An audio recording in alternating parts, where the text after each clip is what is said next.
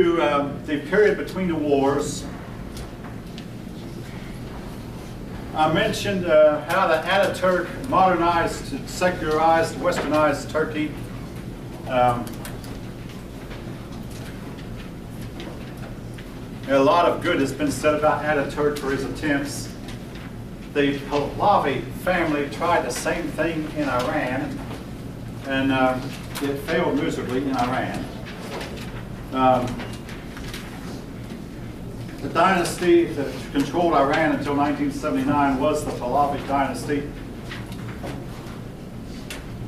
And they tried for a while to secularize and westernize and adopt Western means and Western dress. And the result was that later the result was a revolution. That's jumping ahead of the story a little bit. 9. I am on page 704. It's chapter, what is it, chapter 24, I believe. Page 704 is what I'm looking at. Now, when imperialism was going out of style, the British government and the French government got together and said, we have a mandate. In other words, a mandate means we're not going to conquer these nations outright, but we're going to simply, and again, I don't know what the other word used other than mandate. We're going to, in effect, they did conquer them, but we're going to take them and try to guide them, take them by the hand and guide them towards being a modern country. So this mandate, particularly Britain, took a mandate over Egypt. France got a mandate over, let's see, Syria. Britain also took the Middle East, but much more of the Middle East than just Iraq. Also took what is today Jordan, but I'm going to call it Palestine. No, wait, I'm spelling that wrong. P-A-L-E-S-T. All right. In other words, Britain said, we're not conquering you outright, even though that's what it amounted to, but we're going to try to guide you into the modern world, take you by the hand and modernize you people. It really did not work. But Britain and France got heavily involved in the affairs of the Middle East, particularly because of Middle Eastern oil. Even as long ago as 1919, 1920, and throughout the 20s and 30s, Middle Eastern oil was a big factor in the world economy, and still is, and will be until this country decides to open up the oil that it's found, and that could render Middle Eastern oil to be somewhat out of the world picture, or no longer a dominant factor in the world economy, but that's jumping around in the story too much. Now, which brings us up to the issue of Palestine.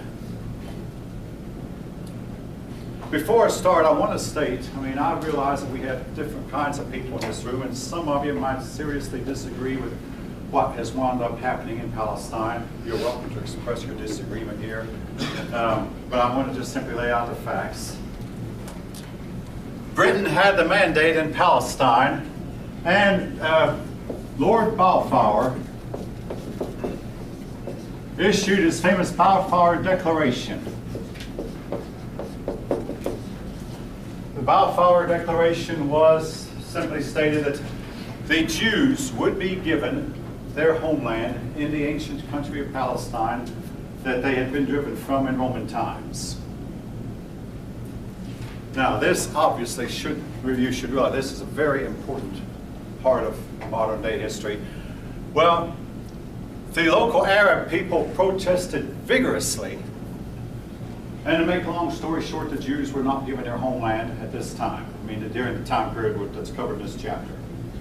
They finally were given the permission to build their own nation. That came about in 1948. But in spite of that, during this period that we're talking about, the 1920s and 1930s, Jewish people did trickle into Palestine. And they would either buy up the land from their Arab neighbors or grab up land that the Arabs were not using.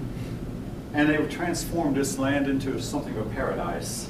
The land had not been able to produce much, but in some case they found out what was wrong with the soil, and they took the soil in buckets and washed the soil one bucket at a time until they washed the alkaline off the soil. And anyway, any of you who know anything about farming know what I mean. And they transformed the land slowly and gradually into a gardener's paradise. But officially the land still belonged to Britain. And Britain did not want to give these people a mandate. The League of Nations agreed with the British that the Jews should have a homeland in Palestine because so much of Palestine was simply uninhabited. Now, folk, I want to state, the land of the United States that we're living on right now is land that my ancestors, and I've traced my genealogy, and some of my ancestors were Indian fighters. My ancestors helped take this land from the Indians. Every human being alive today is living on land that his ancestors took from someone else. If you live in Great Britain and you're British, your German ancestors took it from the Britons and moved the Britons into Brittany and Wales. If you're living in France, the Franks moved in and took the land from the Celts and the Basques and the Gauls, whoever else was living there. The Germanic people began moving and they took land. The Vikings began moving and they took land from Britain, also from Scotland. And I talked to a man one time who said he traced the Cunningham name from Scotland. Every human alive is living on land that's taken. But if you decide one day to find a vacant house, and you find a vacant house and go purchase it, the house that someone else lived in. This is normal, this is natural, this is done every day, many times over every day. In effect, this is the way I see what the Israelis did now. Any of you want to comment? Otherwise, your comments are welcome. All right, believe me, we'll be talking more about this later. Again, Israel was denied their homeland. Some of them moved in and they began to lay the groundwork for the formation of the nation that came later. They were not welcomed by the Arab neighbors. Again, this sounds like a lesson that could be said in 2014. But it's implying that this has been going on for 3 generations at least. All right, now again, hopefully not to be offensive to anyone, but I had a young man from the Middle East tell me how terrible it was that someone could come in and conquer their land. And I couldn't bring myself to say, I'm going to say it now, has your people ever tried to conquer anybody else's land at all? Have your people, I mean, bad grammar, have your people ever tried to conquer anybody else's land at all? I couldn't bring myself to say that. I am saying it now, though. This is, again, what we talked about imperial, this is just simply like a fact of life. These things do happen. All right, again, I'll be having more to say about it later. Great Britain took over Egypt, tried to make Egypt into a democracy. Again,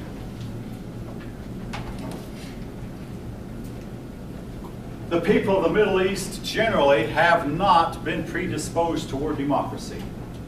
And you can take that remark for any way you want to. They simply, their whole mindset is a mindset of submission to authority, obeying the person over you. Younger brothers obey their older brothers. Children always obey their parents, ideally at least. Wives are property of their husbands. And democracy is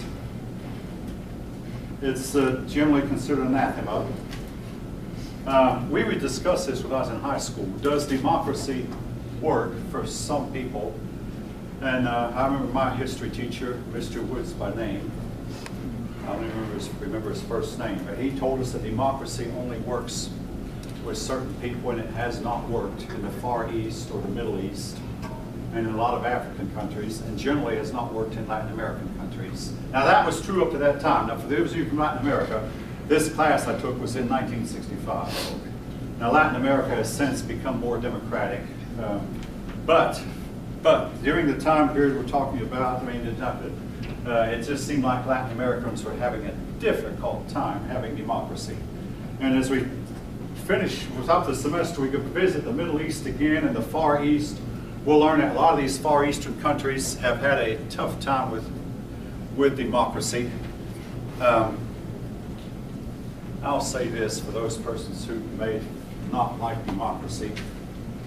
In the past history, democracies have only lasted about 200 years to most before falling apart.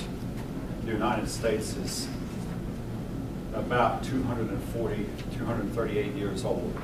Will be on its birthday on July 4th. It's going to be interesting to see what will happen. Either democracies wind up getting conquered from without, as in the case of Athens, or breaking down into a dictatorship, as happened to many Greek city-states, and as happened to the Roman Empire.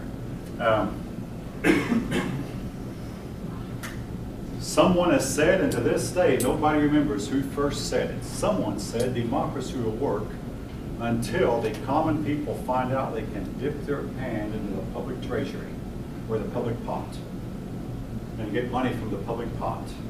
And when that happens, the democracy is doomed. Anyway, democracy did not really take hold in Egypt. Now, the book goes on to discuss nationalism, revolution. Essentially, what I remember from this is communism began to gain an appeal. And eventually, two of these nations we're talking about went communistic outright. Those two are China and Vietnam. I've already mentioned how that it is believed that Ho Chi Minh tried to talk to Woodrow Wilson, and Wilson brushed him off. So Ho Chi Minh then went to Moscow, became friends with Lenin and then Stalin. He was trained in Moscow in the arts, this is in the book, he was trained in the arts of taking over a country. And then he went to Vietnam to try to persuade his people to throw off the yoke of the French. He was successful in throwing off the yoke of the French. The United States moved in. He kept fighting, and he was successful in defeating the United States. So, as for China, now,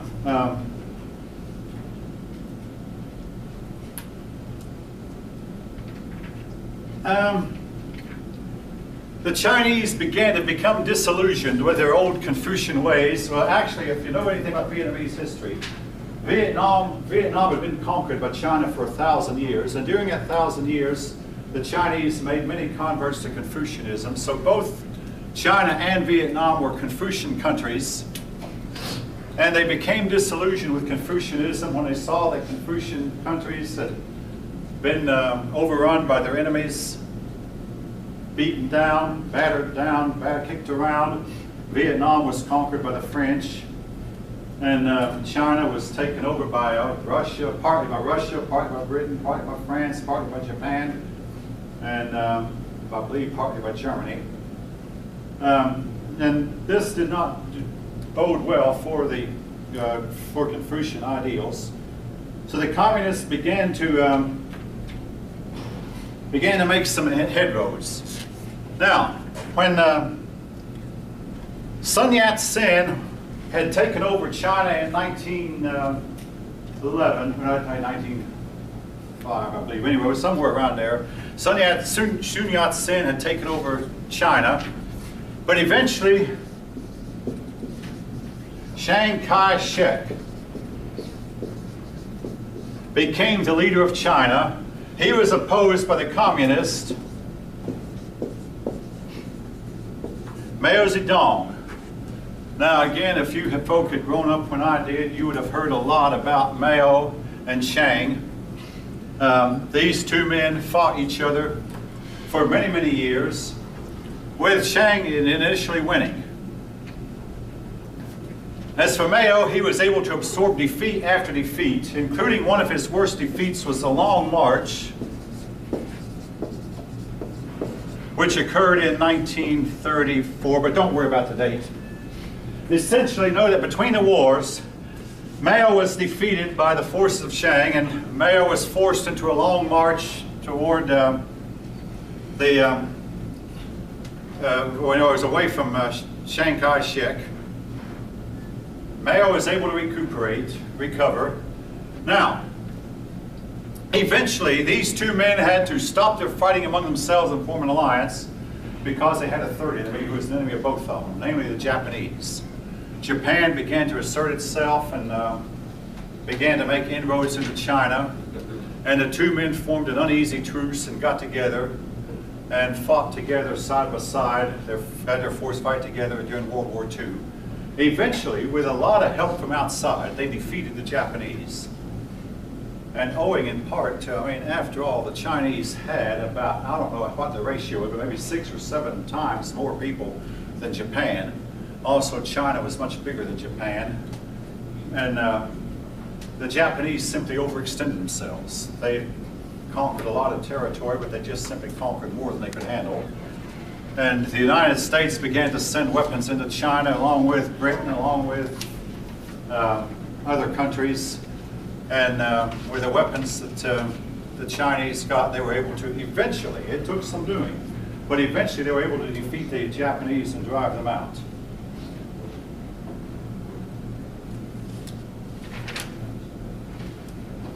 But once the war was over, in 1949, Mao was able to drive out Chiang Kai-shek and turn China into a communist country. But that's jumping ahead of the story a little bit. But during this period, I want you to know there was a struggle going on. And Mao, with all due respect, Mao presented his case to the ordinary Chinese peasant better. He appealed to the Chinese poor people, the peasants, the landless, appealed to the poor people much better than Chiang did. Chiang Kai-shek was also accused of government corruption. And this eventually led to the communist triumph. And I want to jump ahead of the story a little bit. 25 million people starved to death under communism in China. I can't say that the Chinese have been better off under communism than they would have been if they had not gone under communism. Any of you want to comment? Any of you from the Far East who might have some insights that you want to share with us? I mean, your comments would be welcome.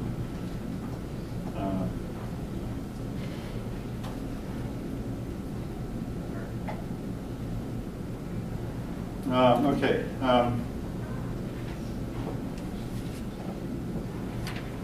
Anyway, your book goes into much more detail than I have about the Long March, the Northern Expedition. The Long March was from China proper, the southern part of China, to the less inhabited, more northern part of China, towards Inner Mongolia, which is more sparsely inhabited. Basically, Chiang thought he had driven Mao out and was rid of Mao for good. This was not to become the case in the long run. Again, as the semester progresses, we'll have more to say about what went on in China and how it's affected us. Now, your book does talk about how that there's a social upheaval in China, or social changes, particularly the role of women. If you look at the Doll's House little vignette there that covers up most of page 713, you'll notice the woman there in the picture. You can tell by the size of her foot, she has bound feet, and she's still binding her foot. But this whole story was about women in China beginning to reassert themselves, beginning to break away from the shackles that held them in place.